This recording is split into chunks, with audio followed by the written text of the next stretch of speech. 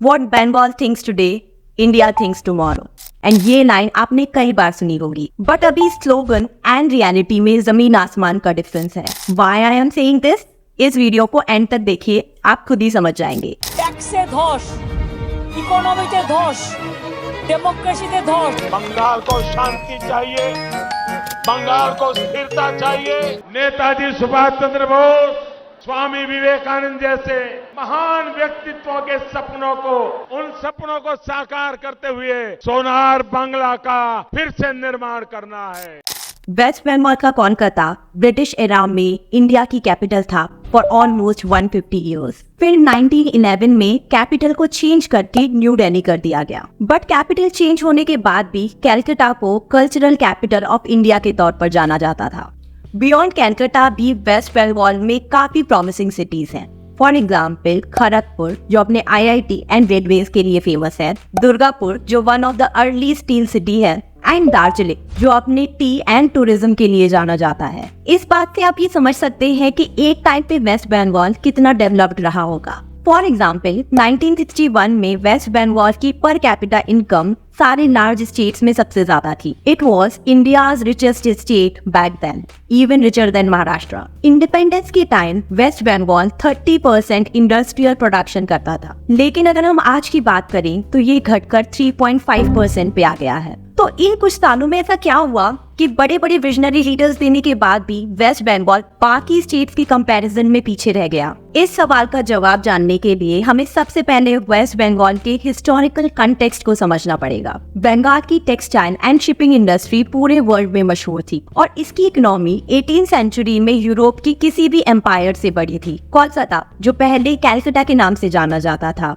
और जहां British east India company का हेडक्वार्टर होने के साथ साथ ये ट्रेड एंड इंडस्ट्री के लिए हॉटस्पॉट भी था। लेकिन फिर 1947 में पार्टीशन हुआ एंड बंगाल का 1/4 हिस्सा ईस्ट पाकिस्तान में चला गया, जिसे आज हम बांग्लादेश कहते हैं। इससे बंगाल की इकोनॉमी पर बहुत बुरा असर पड़ा, क्योंकि जो जूट मिल्स थे वो तो वेस्ट बंगाल में रह गए, लेकिन जो उसकी फसल माने जो जूट्स होती थी जिससे रॉ मटेरियल हम लोग यूज करते थे, वो ईस्ट पाकिस्तान में चला गया। इससे उन्हें रॉ मटेरियल को इंपोर्ट करना पड़ता था और इसकी वजह से उन्हें ये ज्यादा एक्सपेंसिव पड़ने लगा। और ऐसी ही काफी सारी चीजों की वजह से वेस्ट बंगाल की इकोनॉमी धीरे धीरे वीक होती गई। एंड इसके बाद भी काफी सारे इवेंट्स हुए जिनकी वजह से वेस्ट बंगाल की इकोनॉमी को बड़ा धक्का लगा। और इस इम्पैक्ट को और बेटर समझने के लिए चलिए कुछ पैरामीटर्स को देख लेते हैं। जैसे वेस्ट बंगाल की GSDP 1950-51 में 9.6% थी, जो घटकर 2019-2020 में सिर्फ 6.4% रह गई। इसका मतलब था बाकी स्टेट्स के कंपैरिजन में वेस्ट बंगाल का इकोनॉमिक आउटपुट उतना तेजी से ग्रो नहीं कर रहा था। इसके अलावा वेस्ट बंगाल की पर कैपिटा इनकम भी कंपैरेटिवली कम हो गई। फॉर एग्जाम्पल 1950-51 में वेस्ट बंगाल की पर कैपिटा इनकम 1029 थी, जो कि इंडिया की एवरेज पर कैपिटा इनकम 1025 से ज्यादा थी। लेकिन 2019 आते आते ये 1,26,000 हो गई, जबकि इंडिया की एवरेज पर कैपिटा इनकम बढ़कर 1,34,000 हो गई। तो अगर आप कंपैरिजन करें तो वेस्ट बंगाल की जो पर कैपिटा इनकम है वो कंपैरेटिवली उतनी तेजी से ग्रो नहीं कर पाए। किसी स्टेट के ओवरऑल डेवलपमेंट में 3 चीजों की अहम भूमिका होती है। पहला है पॉलिटिक्स, दूसरा है पॉलिसीज एंड तीसरा है इंफ्रास्ट्रक्चर डेवलपमेंट। तो आइए इन फैक्टर्स को डिटेल में समझते हैं। सबसे पहले बात करेंगे पॉलिटिकल चेंजेस की। वेस्ट बंगाल की हिस्ट्री में कुछ बड़े बड़े इवेंट्स हुए जिससे पॉलिटिकल चेंजेस स्टार्ट हो गए, जैसे नक्सलबारी मूवमेंट। 1967 में बंगाल के नक्सलबारी गांव में एक मूवमेंट स्टार्ट हुआ जिसका मेन एम था किसानों एंड आदिवासियों को उनके राइट्स दिलाना। उनका मानना था कि अगर किसानों एंड आदिवासियों से उनकी जमीन छीन ली जाएगी तो उनका सामाजिक एंड आर्थिक पतन स्टार्ट हो जाएगा। बट इस मूवमेंट के दौरान वायलेंस एंड इंस्टेबिलिटी बढ़ गई, जिसकी वजह से बड़ी संख्या में सिक्योरिटी को डिप्लॉय करना पड़ा एंड बिजनेसेस को ग्रो करने में कठिनाई होने लगी, जिसकी वजह से उन्होंने स्टेट से बाहर मूव करना स्टार्ट कर दिया। फिर 1970s में लेफ्ट विंग ने अपना जोर पकड़ना स्टार्ट कर दिया और उसके बाद स्टार्ट हुआ लेबर मूवमेंट का। Now you must be thinking कि वेस्ट बंगाल में लेफ्ट की पॉपुलैरिटी बढ़ने के मेन रीजंस क्या थे।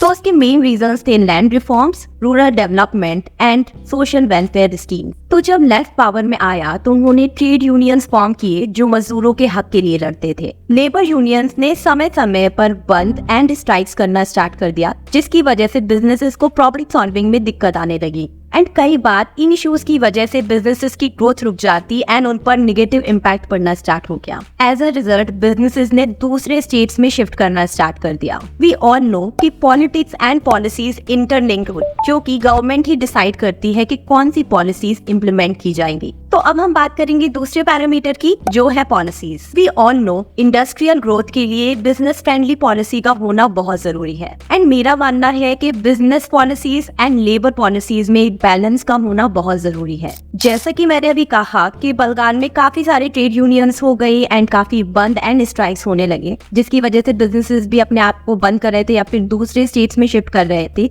एंड इन सब की वजह से इन्वेस्टमेंट होनी भी कम हो गई। तो चलिए अब इंडिया के 1990s की इकोनॉमिक रिफॉर्म्स की बात करते हैं, जानते हैं कि उसका वेस्ट बंगाल पे क्या इम्पैक्ट पड़ा। 1990s में भारत में लिबरलाइजेशन का दौर था एंड वेस्ट बंगाल ने भी इन्वेस्टमेंट को बढ़ाने के लिए काफी बड़े कदम उठाए, जिसकी वजह से आईटी एंड बायोटेक्नोलॉजी के एरियाज में डेवलपमेंट भी होना स्टार्ट हो गया एंड कैलकाटा एक इमर्जिंग आईटी हब बन गया। लेकिन फिर भी अगर हम बाकी के स्टेट्स से वेस्ट बंगाल का कंपैरिजन करें तो ये अभी भी पीछे था एंड उसका बड़ा रीजन था करप्शन, लेबर मूवमेंट एंड कुछ ऐसी पॉलिसीज का आना जो बिजनेस फ्रेंडली नहीं थी। एक ऐसी ही पॉलिसी थी single land rehabilitation and development act 2011। ये टाटा मोटर्स से लैंड वापस लेने के लिए बनाई गई थी। टाटा की नैनो प्रोजेक्ट के लिए West Bengal industrial development corporation ने लैंड एक्विजिशन किया था, लेकिन प्रोजेक्ट को अपोजिशन पार्टीज एंड एक्टिविस्ट ने अपोज करना स्टार्ट कर दिया। इससे टाटा को बहुत प्रॉब्लम फेस करने पड़ी एंड इवेंचुअली 3 अक्टूबर 2008 को उन्होंने डिसाइड किया कि वो इस प्रोजेक्ट को वेस्ट बंगाल से बाहर ले जाएंगे। बाद में टाटा मोटर्स ने इस प्रोजेक्ट को गुजरात में शिफ्ट कर दिया, लेकिन इस इंसिडेंट से वेस्ट बंगाल की छवि को नुकसान पहुंचा एंड काफी सारे बिजनेसेस स्केप्टिकल हो गए अपने इन्वेस्टमेंट को लेकर। ऐसी ही दूसरी पॉलिसी थी West Bengal industrial development policy 2030, जो बिजनेसेस को जमीन खरीदने के लिए डायरेक्ट नेगोशिएशन का अप्रूवल देती थी। इससे जमीन के दाम बहुत तेजी से बढ़ने लगे एंड बिजनेसेस को जमीन खरीदने में प्रॉब्लम होने लगी। इस पॉलिसी ने लैंड एक्विजिशन एक्ट के प्रोविजन को ओवरराइड कर दिया, जो जमीन के मालिकों एंड उद्योगों के बीच एक बड़ा विवाद पैदा कर सकता था। इन पॉलिसीज ने वेस्ट बंगाल की आर्थिक स्थिति को और भी नुकसान पहुंचाया, क्योंकि बिजनेसेस को जमीन खरीदने में प्रॉब्लम हो रही थी एंड कुछ कॉन्फ्लिक्ट्स भी स्टार्ट हो रहे थे, इसीलिए कोर्ट केसेस भी बढ़ने लगे। एंड इसलिए भी हम कह सकते हैं कि जो वेस्ट बंगाल में पॉलिटिकल चेंजेस आए, उनकी वजह से जो इसकी इकोनॉमी है उसको भी बड़ा धक्का लगा। तो अब बात करते हैं इंफ्रास्ट्रक्चर डेवलपमेंट की। ये तो अब तक आप समझ ही गए होंगे कि किसी भी स्टेट के इकोनॉमिक डेवलपमेंट में उसके इंफ्रास्ट्रक्चर डेवलपमेंट की एक बड़ी भूमिका होती है। अगर हम वेस्ट बंगाल के इनिशियल इंफ्रास्ट्रक्चर को देखें तो ये कंपैरेटिवली ज्यादा डेवलप्ड था। फॉर एग्जाम्पल जो पहली मेट्रो थी वो भी वेस्ट बंगाल में चलती थी एंड उस टाइम पे कैलकाटा में ट्रेन भी चलती थी। लेकिन अगर हम उसके बाद के टाइम पीरियड को देखें तो हमें पता चलता है कि जो वेस्ट बंगाल का इंफ्रास्ट्रक्चर है वो उतना तेजी से डेवलप नहीं किया, जिसके कुछ की मेन रीजंस थे। जैसे पहला था politics and governance. West Bengal में आइडियोलॉजिकल वोटिंग होती थी, जिससे लेफ्ट को बिना ज्यादा डेवलपमेंट किए भी वोट मिल जाते थे। वेस्ट बंगाल में लेफ्ट फ्रंट एक लंबे समय तक सत्ता में रहा, जो कि rural development and social welfare पे ज्यादा फोकस करता था। ये प्राइवेट इन्वेस्टमेंट एंड इंडस्ट्रियलाइजेशन को भी इंकरेज करते थे, लेकिन इनकी पॉलिसीज इफेक्टिव नहीं। इससे वेस्ट बंगाल की इकोनॉमी में स्लो डेवलपमेंट हुआ एंड इंफ्रास्ट्रक्चर डेवलपमेंट हुआ तो, लेकिन उसकी जो रफ्तार थी वो काफी स्लो थी। इससे वेस्ट बंगाल का ग्रोथ रेट स्लो हो गया एंड जो इंफ्रास्ट्रक्चर डेवलपमेंट है वो भी बाकी स्टेट के कंपैरिजन में तेजी से नहीं हुआ। 2011 में तृणमूल कांग्रेस सत्ता में आई, जिन्होंने इंफ्रास्ट्रक्चर डेवलपमेंट के लिए कुछ इनिशिएटिव्स लिए, लेकिन उन्होंने भी land acquisition and environmental clearance जैसे इश्यूज पर फोकस नहीं किया। इससे वेस्ट बंगाल के प्रोजेक्ट्स डिले होने लगे या फिर कैंसिल हो गए। इन प्रॉब्लम्स के अलावा वेस्ट बंगाल को एक और मेजर इश्यू फेस करना पड़ा, जो था इलीगल इमिग्रेंट्स का, जिसके कारण स्लम एरियाज इंक्रीज होने लगे एंड इकोनॉमिक डेवलपमेंट करना प्रॉब्लमेटिक बन गया। लेकिन अगर हम कुछ पैरामीटर्स को देखें तो उनमें हमें इम्प्रूवमेंट भी देखने मिलता है एंड ये शो करता है कि वेस्ट बंगाल में अभी भी अच्छा पोटेंशियल है ग्रो करने का। इसमें सबसे पहला है पॉवर्टी रेशियो। वेस्ट बंगाल का पॉवर्टी रेशियो 73-74 में 63% था, जो 22-23 में 14% के अराउंड आ गया एंड ये इंडिया की एवरेज पॉवर्टी जो कि 21% के अराउंड है उससे कम है। इससे पता चलता है कि वेस्ट बंगाल ने पॉवर्टी कम करने की दिशा में एक अच्छा काम किया है। दूसरा है वेस्ट बंगाल का अनएम्प्लॉयमेंट रेट। 72-73 में ये 8.5% था, जो कि 18-19 में गिर के 3.9% हो गया, जो कि इंडिया की एवरेज अनएम्प्लॉयमेंट रेट से कम है। इससे पता चलता है कि वेस्ट बंगाल में एम्प्लॉयमेंट अपॉर्चुनिटीज ग्रो की है। आई नो कि वेस्ट बंगाल काफी सारे वेलफेयर स्कीम्स चला रही है, लेकिन आगे चलकर इनको कुछ एरियाज में फोकस करना चाहिए, जिसमें सबसे पहला स्टेप है अपने infrastructure development and ease of doing business पे वर्क करना।